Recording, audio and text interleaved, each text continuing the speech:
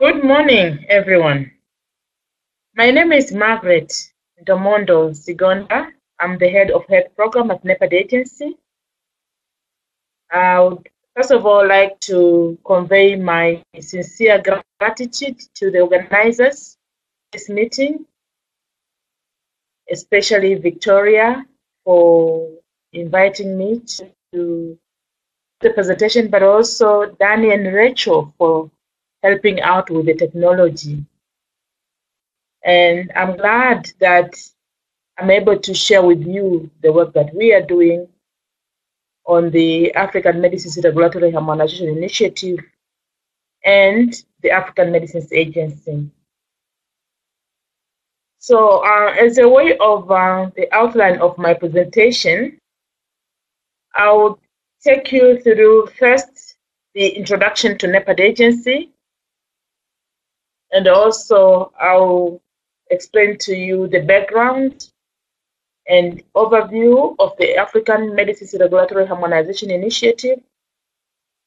And then, of course, I will take you through the African Medicines Agency, the operating model, the vision, mission, and objectives, but also explain to you the key actors, milestones, and opportunities for patients' engagement.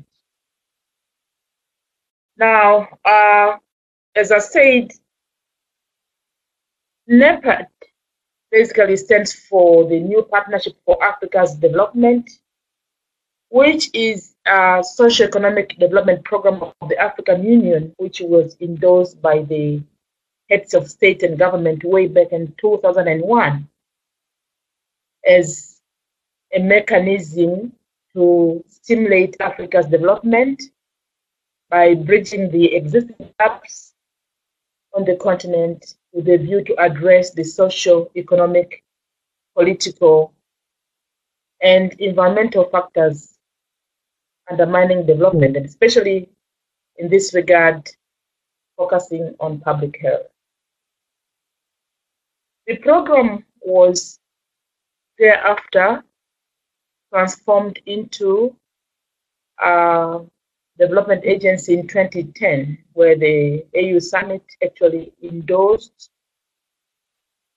the NEPAD agency as a technical arm of the African Union to replace the then secretariat that was responsible for the NEPAD program.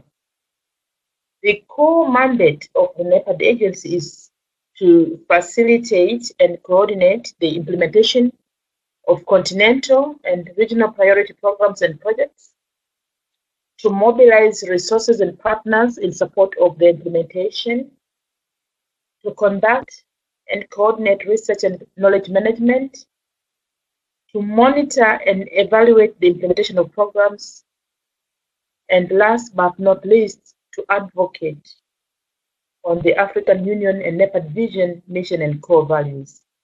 We all know that Africa is home to 15% of the world population, but at the same time, we carry 25% of the global disease burden. And so you can imagine how difficult it is for us to be able to attain the socioeconomic agenda without really having to address the issue of increased disease burden that is affecting Africa.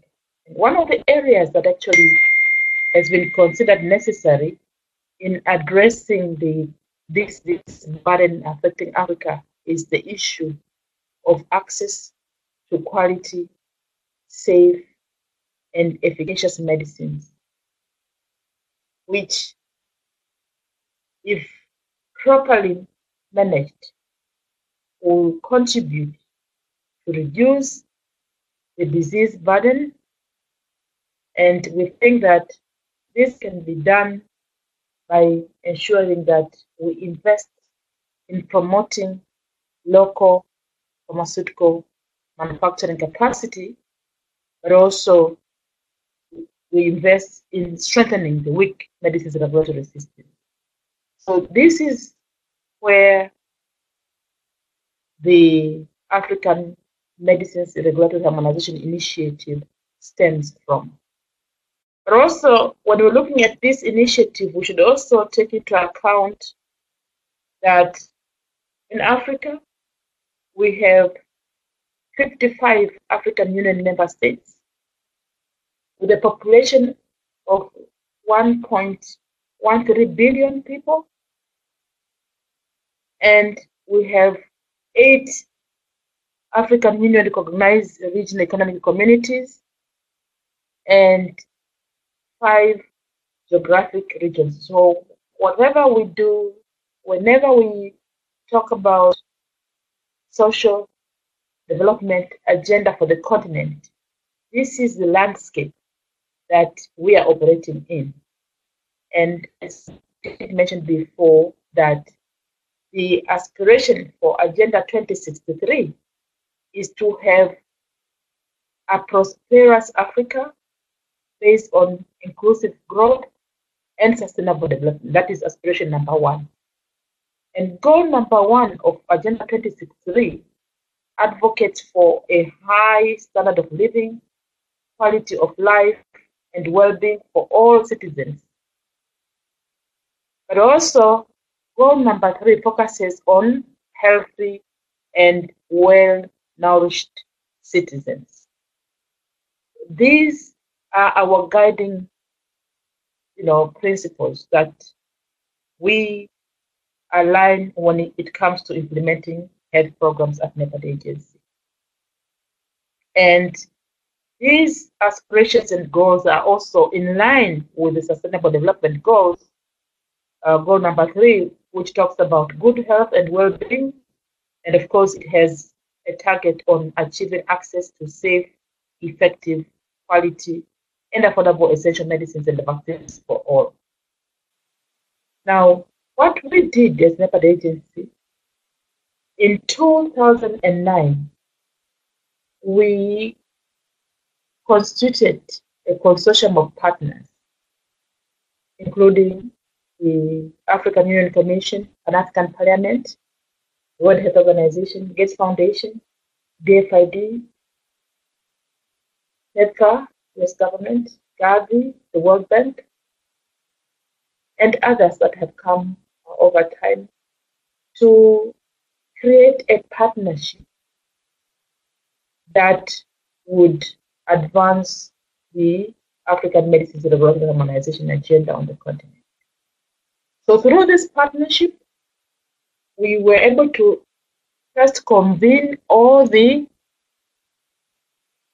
African national medicines regulatory agencies of the continent. We had like 47 countries participated in the first consultation meeting in 2009, but also we brought in the regional economic communities and health organizations to sit together and discuss the regulatory challenges that most of the countries in Africa are facing. And the agreement in that meeting was that much as we understand the regulatory challenges that countries are facing, including the having weak legal frameworks or outdated laws, to having limited financial resources, lack of human resources, lack of infrastructure for regulation, lack of expertise to actually do the work. We realized that the problems were too many that we couldn't address all of them at once. And so we decided to go and use a stepwise approach of improving the fragmented regulatory system by starting with harmonizing registration requirements, changing from country-focused approach to a collaborative, regional, and simplified approach. And basically, our target was to use the regional economic community as an appropriate and suitable platform for bringing countries together, because countries have already gotten into agreement through trade treaties, economic agreements, and we thought that is a very good political structure to use as a way of bringing countries together to advance the regulatory harmonization agenda. And so what we agreed was to start by harmonizing and streamlining technical requirements for product registration, which would then lead to increased and timely product access by patients, but also create a platform for building African regulatory capacity region by region.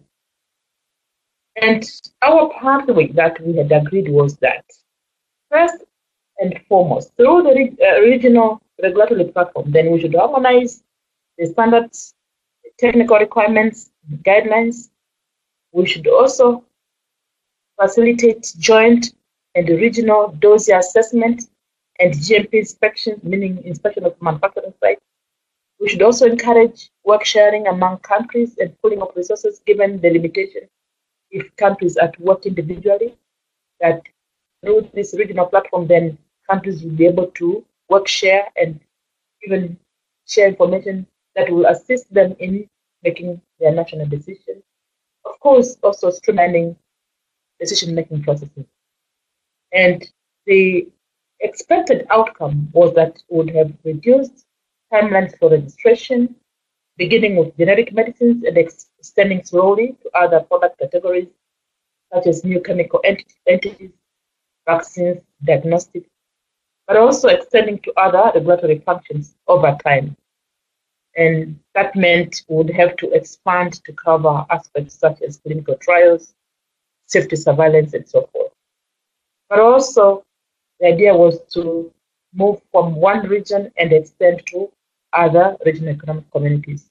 So we started with the East African Community in 2012, which has 5 countries: Tanzania, Uganda, Kenya, Burundi, and Rwanda. And they came together and agreed on harmonized standards and started doing some joint work and getting countries to pair and be able to work together.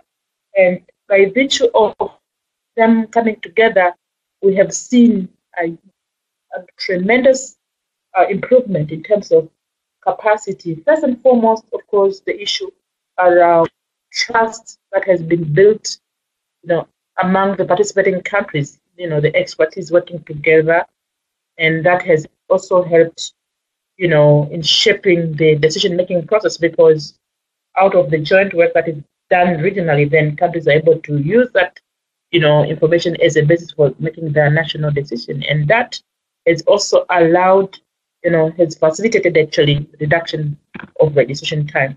So that's what we see happening in the East African Community.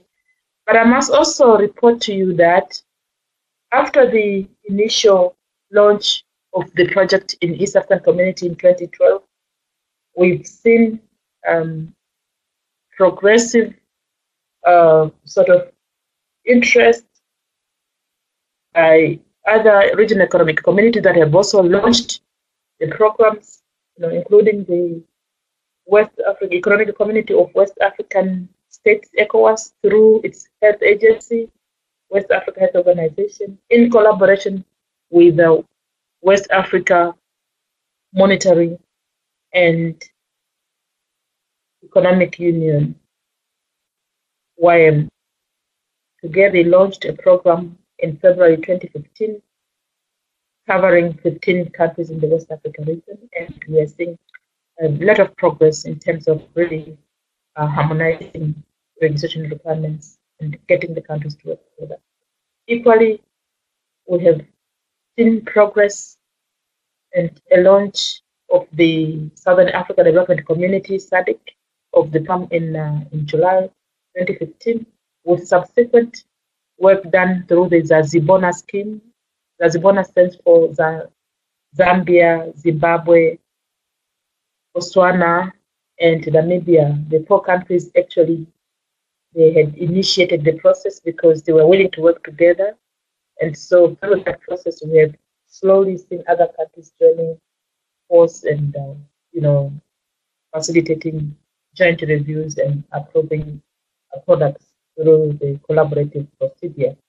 We've seen, for example, last year, DRC is joined in, and also the Republic of South Africa has also joined in this Zanzibar scheme, and hopefully all the rest of the countries in the SADC region, the 15 countries, all join force and be able to use the Zanzibar approach as a way of working together in the region. We've also started implementing the project in it for International Intergovernmental Authority for Development, which covers the Horn of Africa. It has 8 countries. And already in this region, we have Kenya and Uganda that also belongs to the East African community.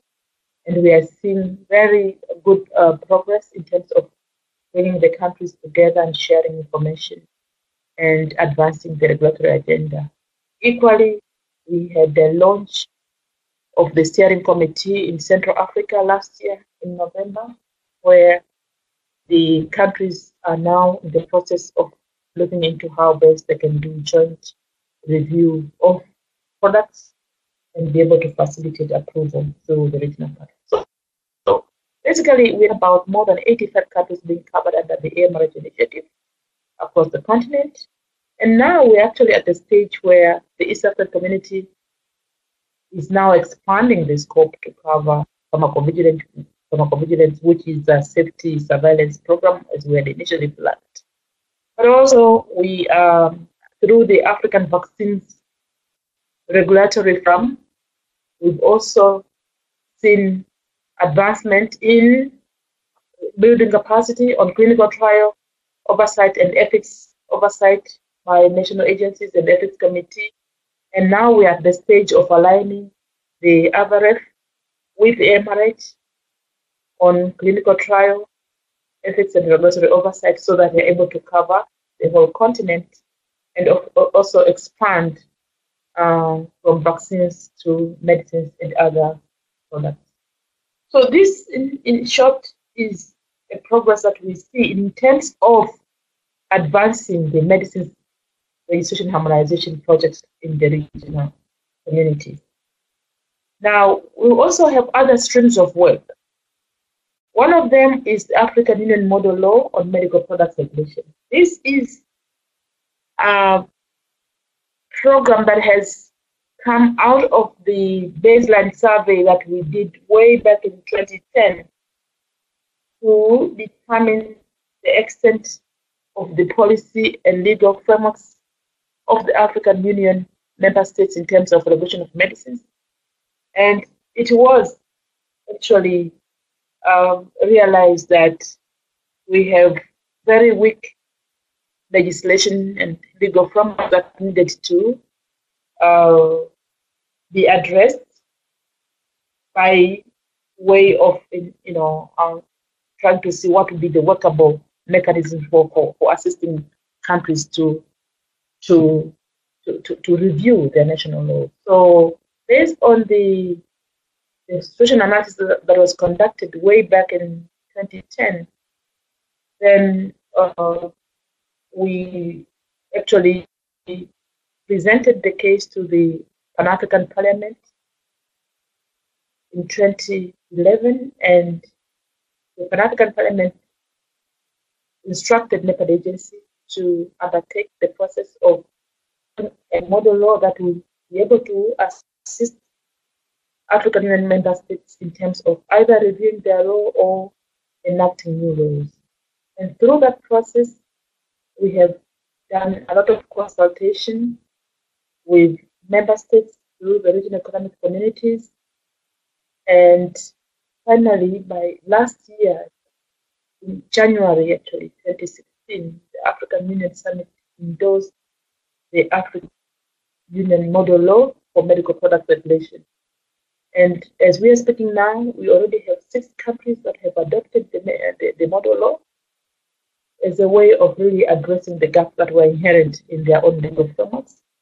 And we are now at the process of facilitating domestication of the model law by various countries that have expressed interest. We've already received requests from the West African French-speaking countries, so that the model law can assist in reviewing their legal framework, and especially they're focusing on establishing autonomous regulatory agencies that will facilitate effective regulation of medicines in their respective countries.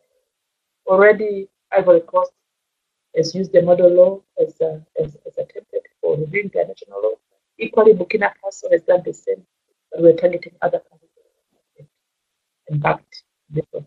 So this is, an initiative that we consider very useful for the African Union member states because of the problems that were inherent in the system based on the historical heritage, that some countries could not even, review their law for one reason or the other. But now we've made that possible for countries to fast track the review process using the model law as a template.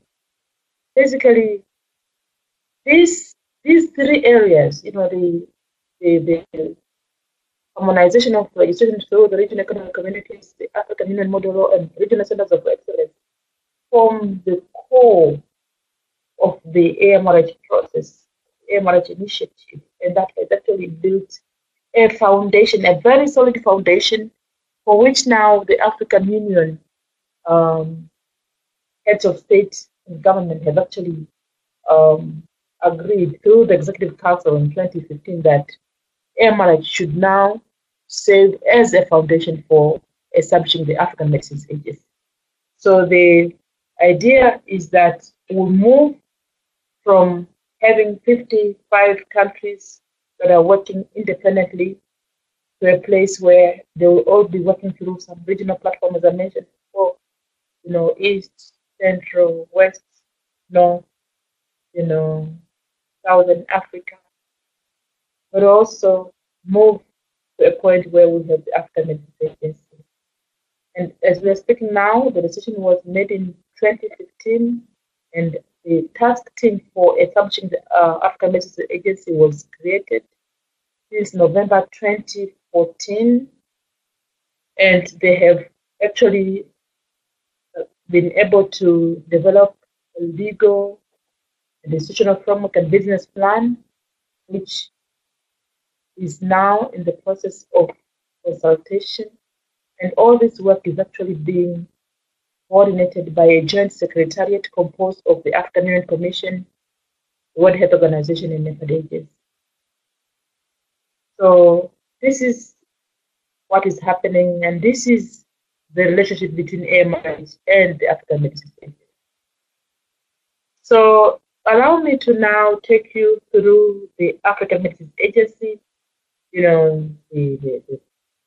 the business model and the conceptual framework, so you may know what exactly it is all about and where we are in terms of advancing the process for its establishment.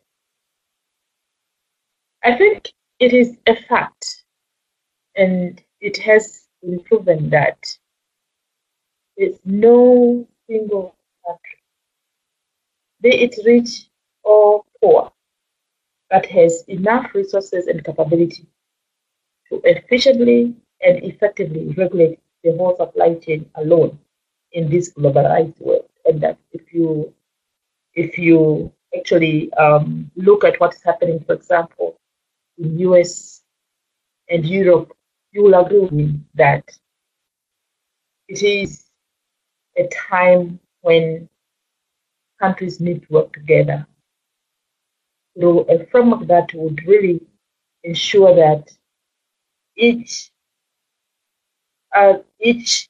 niche role should be harnessed by working through some mechanism, either regional or continental platform, that would ensure that collectively they're able to utilize the resources in a more effective and efficient way. And so this is basically the basis for which AMA is being established, because by doing that, then it will have a competitive advantage. Now, the issue at stake is to determine as to who is going to do what, because we have the national regulatory agencies that have the mandate to regulate their markets. We also have the regional platforms that have a role to play in terms of coordinating the work of the national agencies. And now we are moving continental. And so it's very, very important to get to a point where it is clear as to what are the roles and responsibilities and what are the areas of demarcation between the work that's done at national, regional, and continental level. And so the African Medicines Agency basically is going to be established as a specialized agency of the African Union with a view to serve as a catalyst for stronger regulatory oversight to first curtail the medical products that are substandard, falsified, and counterfeit. You remember what I mentioned to you before, that this is the critical public health threat that Africa is facing, substandard and falsified medicines circulating in our market. But also, as I mentioned before, we also need to enable competitiveness of locally produced medicines so that they're able to not only increase access to our patients on the continent, but also create jobs, also advance the socio-economic development agenda. And so AMA is coming in handy to address those critical issues that we have on our table. And what AMA will do will first galvanize technical support, galvanize expertise in the various countries and regions, and resources at a scale that cannot be matched at national or regional level. And this would definitely aim to address the long-term goal of contributing and increasing availability of affordable, quality, safe, and efficacious medical products on the continent.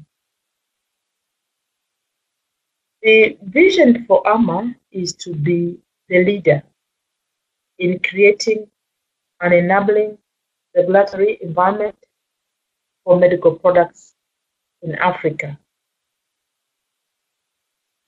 AMA's mission is to protect public health and promote pharmaceutical sector development in Africa by ensuring that medical products in use meet internationally recognized standards of quality, safety, and efficacy. There are three main objectives for which AMA is being established. One is to ensure the coordination and strengthening of continental initiatives to harmonize medical products regulation, basically taking off from the AMRH program, because AMRH is just a program actually funded by donors, but the idea is to have AMA as an institution that will sustain all these efforts through resources that will be galvanized from the member states themselves.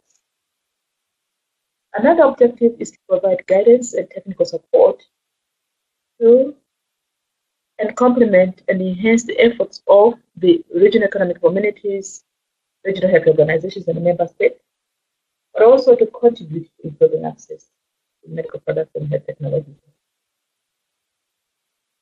And we have almost 13 functions, I would say,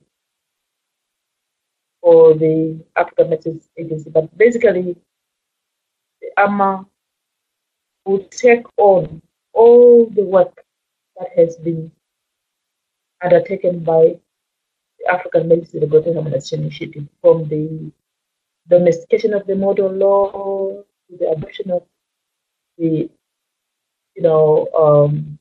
and harmonization of medical products, regulatory policies and standards and scientific guidelines, to coordination and providing guidance and technical assistance, and especially when it comes to the regulation of clinical trials on medical products and health technologies, but also for such cases where you have emergencies.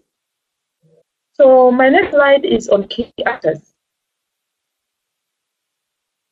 The key actors in the elaboration and implementation of the legal and institutional framework for African medicines agencies are the National Medicines Regulatory Authority, regional economic community, regional organization, national ethics committees, the African Union Commission, Pan-African Parliament is also a key actor. But of course, I should emphasize here is that the civil society organizations in health, nominated by the African Union recognized regional PSO forum, are also key actors in the AMA process. And so I see this as an opportunity for patients' engagement, and I think this is where we need to see how the International Alliance of Patients Organization works collaboratively with NEPAD agency and other partners in advancing this regulatory harmonization agenda, but of course also subsequently the establishment of the African Medicines Agency. In terms of timelines for establishment of the African Medicines Agency, we basically, I did mention to you before in the previous slide on the how the process was started in 2014, by the ministers of health, African ministers of health in Angola, where they agreed that we needed to establish a task force to elaborate the process. So since 2014, as I mentioned in my previous slide, to date, we have seen a series of meetings of the task force for African Medicines Agency, but also stakeholders consultation that were meant to the legal and institutional framework for AMA with a view to provide guidance and validation of the documents before they can be considered by the AU policy organs.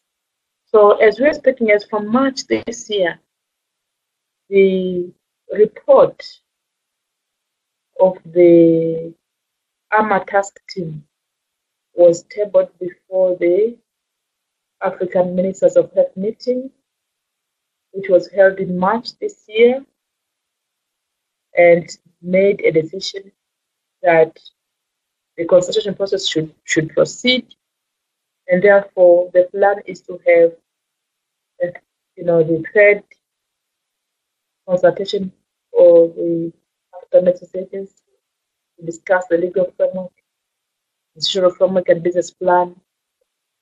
In quarter 3, the plan is to have a meeting in July from 12 to 14 July in Tunisia to elaborate further and discuss the inputs from stakeholders before it can be tabled before Ministers of Health meeting for consideration in quarter 4, 2017, and thereafter it will be considered by the Specialized Technical Committee of Legal and Justice Affairs, hopefully before end of 2017, but if it doesn't work, then it goes to 2018. And the anticipation is that after the consideration of the documents by the legal and justice affairs ministers, then these documents will be taken to the Assembly of Heads of State and Government in July 2018 for endorsement and launch of the African medicine. So this basically is about milestones and next steps for establishing the African business. I know it's taken a lot of time to take you through this, and I believe you'll have a lot of questions that because I'm not able to participate physically, I'll be more than willing to address any issues that you may have through the International Alliance of Precious Organizations, so that I can respond and clarify anything. With that, thank you all for your attention. Thank the IAO, IAPO, and WAPO for inviting me to this, and all of you for your attention and listening. And I'd like to end by thanking you all and saying that we have a role, all of us, to contribute to the development of this continent. And if we all do our part, we'll be able to contribute to the future that we want for Africa through implementation of Agenda 2063, which is our policy framework and guidance for advancement, development